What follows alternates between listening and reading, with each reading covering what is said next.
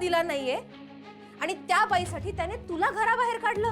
वा, तुला कसं काही वाटत नाही ग ताई? त्यांनी नाही मला बाहेर काढलं इरा, मी बाहेर पडली. हो, बरोबर आहे, बरोबर आहे. त्यांनी नाही तुला घराबाहेर काढलं, तूच आपण होऊन घराबाहेर पडलीयस. काय तुला हौस आहे ना आई वडिलांच्या डोक्याला ताप द्यायची, बरोबर ना?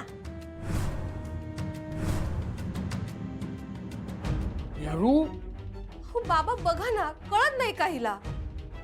अगं ताई, बाहेर पडले म्हणजे तुझ्या काय मर्जीने बाहेर पडलीयस का तू? नाही ना, तुला घराबाहेर पडावं लागलं कारण ते मॅडम ना घराबाहेर जायला सांगत नाहीयेत. मला सांग, कोणी करतं का ग असं? कोण आहे हा माणूस? आणि असला नवरा का पाहिजे? तू विचार कर ताई, आत्ता हे, उद्या मूल झाल्यावर काय करेल हा माणूस? बाबा, मला वाटतं ताई मूर्खच आहे, तिला अक्कल नाहीये. पण तुम्हाला तरी कळतंय ना, ताई त्या घरामध्ये सुखी नव्हती, आत्ता नाहीये आणि कधीच राहणार नाही.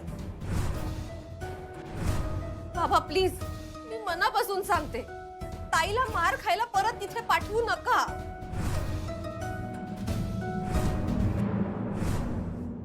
अगं इरा, मी तुला किती वेळा सांगू, तू या सगळ्याच्या मध्ये पडू नकोस. अगं ताई, तुला कळत कसं नाहीये? मी मध्ये पडते कारण तुझी बहीण आहे मी. अगं, आपलं रक्ताचं नातं आहे. तुला त्रास झाला ना की मलाही त्रास होतो. हे बघ, तुला त्रास होत असेल ना तर तू गप्प बस, प्लीज गप्प बस. कारण आता तुझे काही बोलतेस ना त्याचा मला खूप त्रास होतो इरा. प्लीज प्लीज बोलू नकोस, आता शांत राहा. मी जोडण्याचा प्रयत्न करते इरा, तू तोडण्याचा प्रयत्न करतेस. तुला कळतंय का? ताई, चुकीच्या माणसांशी नातं जोडून कुणाचंही भलं होत नाही. ते कसं माहितीये का, की जर 5 दारुडे बसले असतील आणि आपण त्यांच्या बरोबर बसलो ना की आपण 6वा दारुडा होतो. ते तसंच आहे. तसंच आपण वाईट लोकांबरोबर राहून आपलं चांगलं होत नाही ताई. तुला सांगितलं ना मी अक्षरा, अन्याय करणं चूक असतं आणि अन्याय सहन करणं हे त्याच्यापेक्षा मोठी चूक असते. आमच्याकडून चूक झाली. तुझं त्या घरात लग्न लावून दिलं. ती चूक जर आम्ही सुधारली नाही ना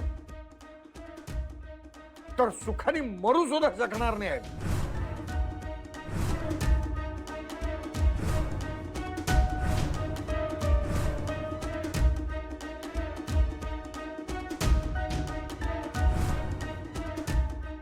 बाबा,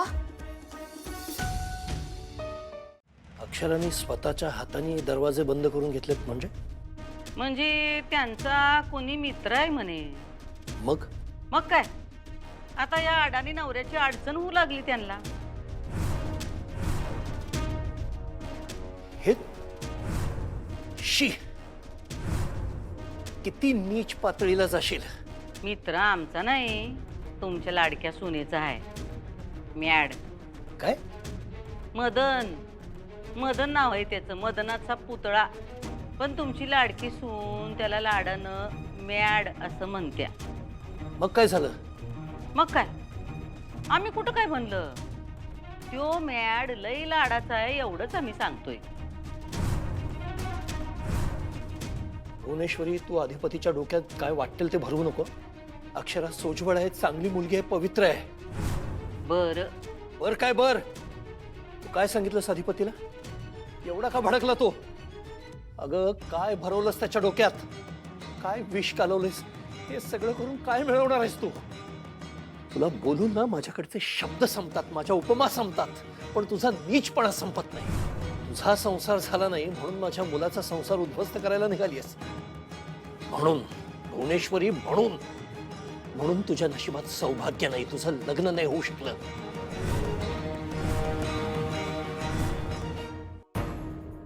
होऊ घातलेलं लग्न मोडलं तुझं. डूक धरणारी बाई आहेस तू, फक्त डूक धरतेस. आणि म्हणून ना देवीनं तुला एकटी आणि करंटी ठेवली. देवाला पण कळतं ना कुणाला काय द्यायचं. आमच्या नशिबातलं एकटेपण देवानं नाही, तुम्ही दिलंय. योग्यच केलंय मी. तुझ्यासारख्या बाईला घरात पाळणं म्हणजे स्वतःच्या हातानं स्वतःच्या आयुष्यात विष घालवणं आहे. घेताना घ्या जरा.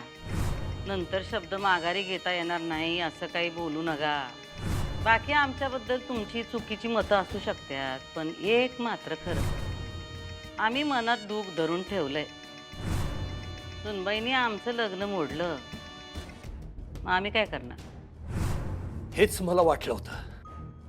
मला वाटलं होतं तू काहीतरी कारस्थान करणार. अक्षराच्या स्वागताची तयारी वगैरे चालवली होतीस ना, तेव्हाच पाल चुकचुकली होती. काहीतरी कट रचत असणारच तू वाटलं होतं मला. पण मी शांत बसणार नाही. मी अधिपतीला जाऊन सांगेन आत्ताच्या आत्ता.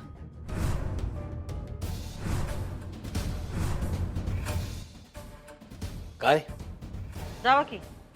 काय रस्ता दावला हो तुम्हाला लेकाच्या खोलीचा.